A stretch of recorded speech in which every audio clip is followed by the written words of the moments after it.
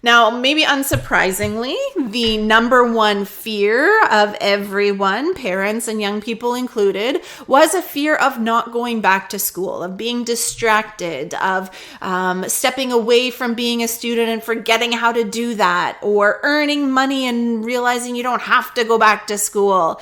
So that's pretty universal fear. And I think that we talked a lot about that in our sessions, that statistically, most young people do go back to school. Up to 90%, depending on the study that you look at, do return to post-secondary. And when they do go back, they're better students. They have a different perspective that they're bringing to their studies, which is just such a powerful thing. When we look at higher ed, we don't want this to just be grade 13, 14, 15, 16 that you're just going to do just because. This is expensive. It's costly. It's your time. It's something that you should be fully engaged in, not just checking the boxes. So taking a gap year can actually lead you to being a better student when you do return. And surprisingly, a lot of people didn't know what a deferral was.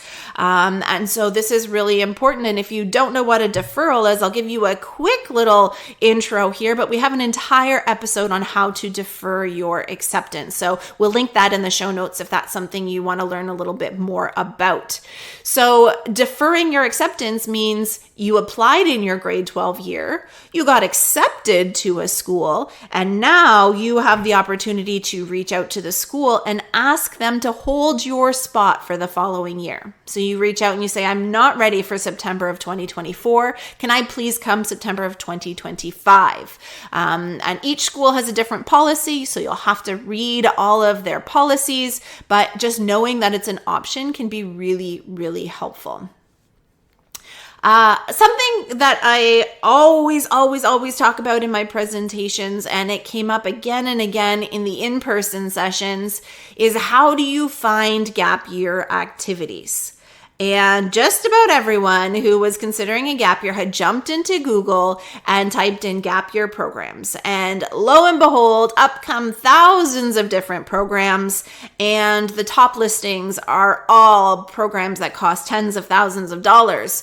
And that's because these folks have the most money. They can do the best SEO. They can buy the Google ads. But the reality is that probably about 95% of what you're going to do on your gap year is not found in Google by using the terms gap year. It's going to be jobs and volunteering and internships and job shadowing and being involved in projects.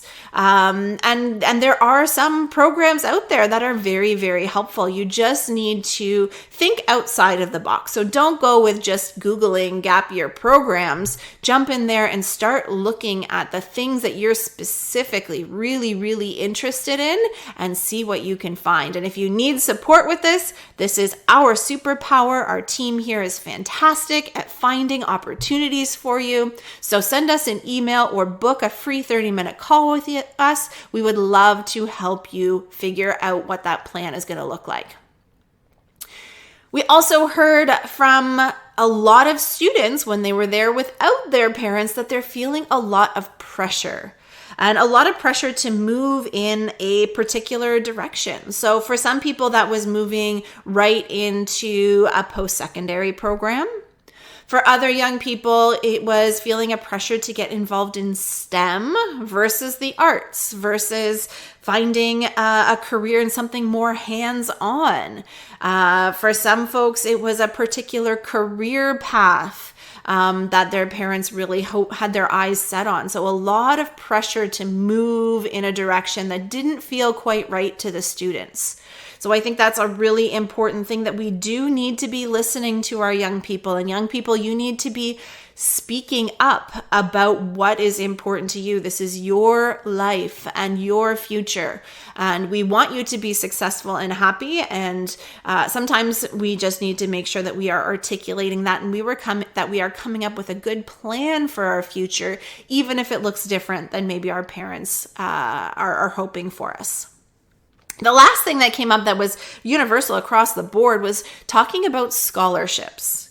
Now, scholarships are a tricky one because in the fine print, some scholarships do say that you need to be a grade 12 student going directly into post-secondary. So that means if you take a gap year, you are not eligible for those particular scholarships. Now, if you come across them, if you find them, please send them our way. We want to approach them and ask them to change their policies because we know the value of a gap year. We know how beneficial it is for young people to have all this added experience. And actually, quite frankly, it makes you a better scholarship recipient. So if you do find scholarships that have that, please send them to us and we will have a conversation on your behalf to see if we could get that policy changed.